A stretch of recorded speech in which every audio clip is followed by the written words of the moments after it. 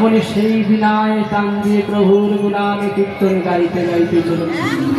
এদিকে কি হলো মা, নারদমণি যখন বিনায় টান দিয়েছে, প্রভুর গুণান কীর্তন গাইতে গাইতে চলেছে, এমত অবস্থায় রানী মায়াবতী আর রাজা ধর্মপাল প্রভুর চন্দ্রদুখানি সেবা করছে।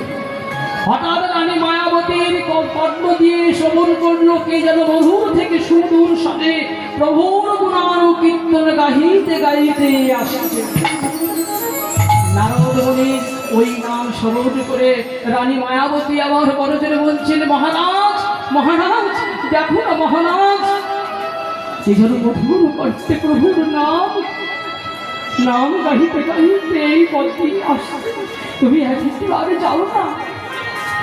রাজা ধর্মপাল ক্ষণকাল বিলম্ব না করে সেই বনের মধ্যে চলেছে। যেতে যেতে যেতে বহু দূরে দেখতে পেলেন, অনেক দূর থেকে অনিমেষ নয়নে তাকিয়ে দেখলেন কিন্তু আর কেউ নয়, কিন্তু ব্রাহ্মণ দেবশ্রী নারদ। রাজা ধর্মপাল উচ্চ ঈশ্বরে ডাক দিলেন, নারদ ও নারদ। নারদ চিন্তা করলেন কি যেন বনের মধ্যে নারদ নারদ বলে চিৎকার করছে। নারদ আরো দ্রুত গতিতে সামনের দিকে আসছে। সম্মুখে দেখলেন কি, আমি কাকে দেখছি বনের মধ্যে, আমি কাকে দেখছি, কিন্তু আর কেউ নয়, তিনি হলেন রাজা ধর্মপাল। শশাকরা পৃথিবীর রাজা হয়ে তিনি কেন ওই বনের মধ্যে নারদ নারদ বলে চিৎকার করছে। নারদ যখন সম্মুখে এসেছে, রাজা ধর্মপাল করজোড়ে বলছেন, নারদ নারদ তুমি তাহলে প্রভুর গুণান কীর্তন গাহিতে গাহিতে চলেছ। নারদ বললেন, এটাই তো আমার কাজ, আমি যেখানে যাই প্রভুর গুণান কীর্তন গাই।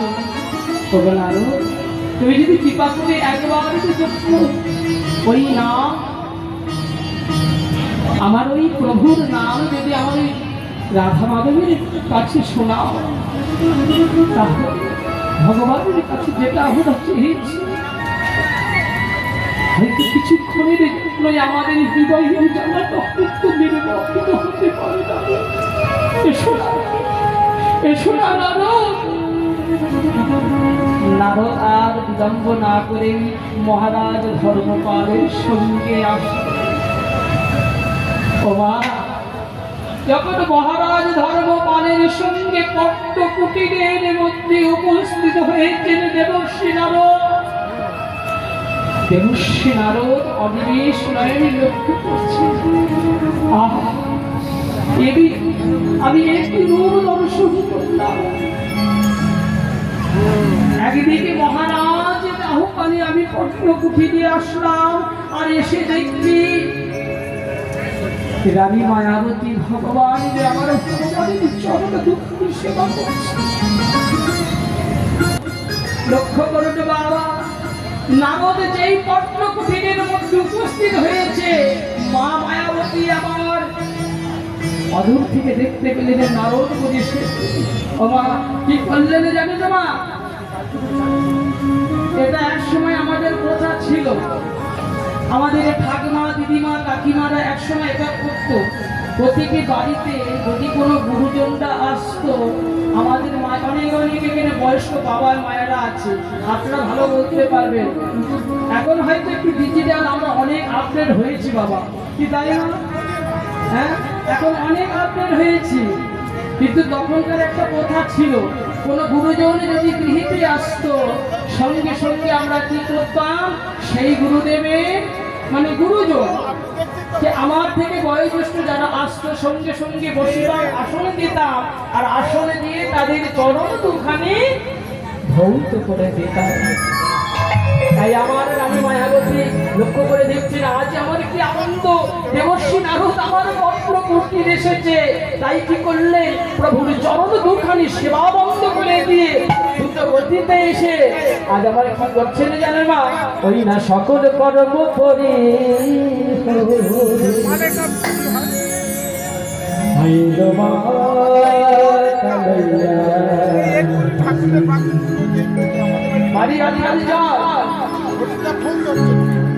নারদের চরণ ধোয়া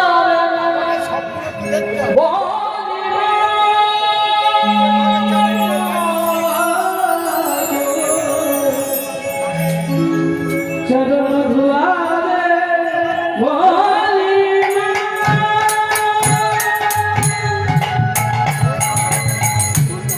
সকল করো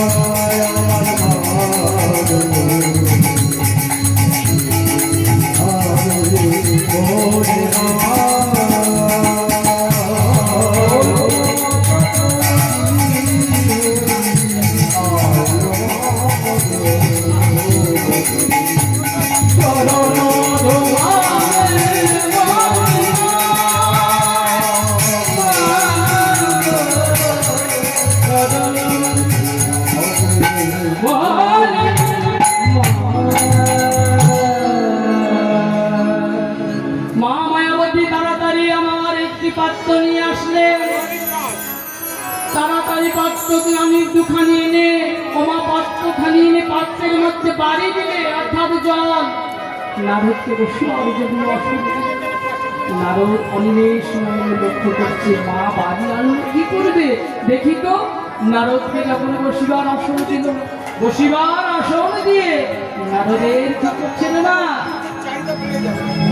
রাজা ধর্মপাল রানী মায়াবতী ওই রানী দেবশ্রী নারদের চরণ দুটি ধৌত করে দিচ্ছে। নারদমণি অনিমেষকে লক্ষ্য করে দেখছেন আমার চরণ দুটি তো ধৌত করে দিচ্ছে, কিন্তু মা আমার অনিমেষ নয়নে কাঁদছে, অবিগলিত ধারায় কেন কাঁদছে? নিশ্চয়ই কোনো রাজা এবং রানীর কোনো বিপদ হয়েছে, যার জন্য বনের মধ্যে রাজপ্রাসাদ পরিত্যাগ করে বনের মধ্যে পৃথিবী নির্মাণ করে আমার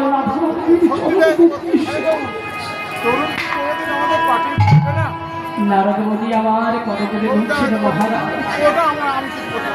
একটা প্রশ্ন জিজ্ঞাসা করতে পারি? বলো নারদ, তোমার মনের মধ্যে কি প্রশ্ন উদয় হয়েছে? মহারাজ রাজপ্রাসাদ পরিত্যাগ করে কেন মহারাজ আপনারা উভয় বনের মধ্যে পৃথিবী নির্মাণ করে কেন আমার রাধামাধবের চরণ ভক্তি এমন দিনের পর দিন মাসের পর মাস নারদের কথা শ্রবণ করে মহারাজ ধর্মপাল করজনে বলছে যে জানো না ভগবান আমাদের সহযোগী দিয়েছি, কিন্তু আবার যখন ইহকাল ছেড়ে কমকালে চলে যাবো নারদ, বলতে পারো আমাদের হস্তান্তর করে। তাই ভগবানের কাছে আমাদের একটাই কামনা, একটাই বাসনা, ভগবান যদি আমাদের বৈষ্ণব সন্তান দান, ভগবানের কৃপাতে যদি আমরা একটা বৈষ্ণব সন্তান পাই, পুনরায় এই রাধা মাধবকে নিয়ে আমরা পুনরায় আমাদের রাগ প্রসাদের মধ্যে চলে যাব। নিতাই হরি বল, হরি বল, হরি বল। নারদমণি আবার দেখতে কিন্তু তাকিয়ে আছে মা দাঁড়াই মায়াবতী আর রাধা ধর্মপালের। মনে মনে চিন্তা করছে লোকন নিষ্ঠুর দয়াময়, বিশ্ব সংসার মাঝে নাকি শুনেছি তোমাকে যে পায় মনোবাক্যে একেবারে ডাকে, শুনেছি নাকি তার মনের সমস্ত আশা বাসনা সব পূরণ করে। ও নারদ, কি হলে তুমি কি চিন্তা করছো জানো নারদ? আমাদের দুঃখের কথা শুনেছি নাকি তুমি প্রভু দাস, প্রভু আজ্ঞা তুমি অক্ষরে অক্ষরে পালন করো। তখন নারদ, আমাদের দুঃখের কথা তোমার প্রভুর চরণে নিবেদন করিবে তো বলো না।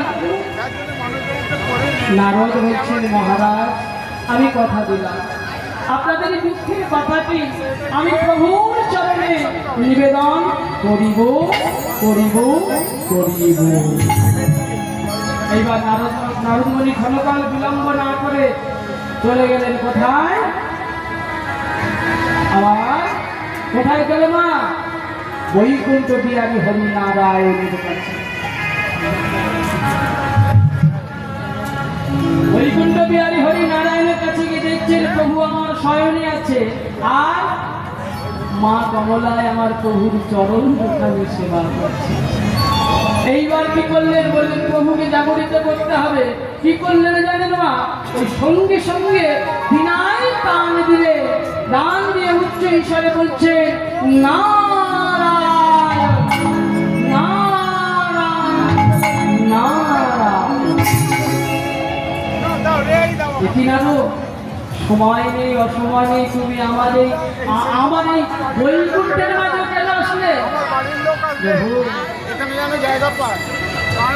আমি কি কারণে আসি আপনি জানেন? বিশ্ব সংসার মাঝে প্রভু আমি কারো দুঃখের কথা আপনার কাছে নিবেদন করি, কারো সুখের কথা আপনার কাছে নিবেদন করি। বলুন তো প্রভু, আজ আমি আপনার এই বৈকুণ্ঠের মাঝে কেন আসলাম? প্রভু আমার বলছেন, নারদ তুমি যদি না প্রকাশ করো তুমি কি জন্য এসেছো, তাহলে আমি কেমন করে জানবো? নারদমণি কোনো বলে বলছেন, কেন প্রভু আপনি তো সদা সর্বদা শয়নে থাকেন, আপনি তো আমার কাছে বলেন যে আমি শয়ন অবস্থায় থেকে বিশ্ব সংসারকে আমি পালন করি। হ্যাঁ, আমি বিশ্ব সংসারকে আমি পালন করি।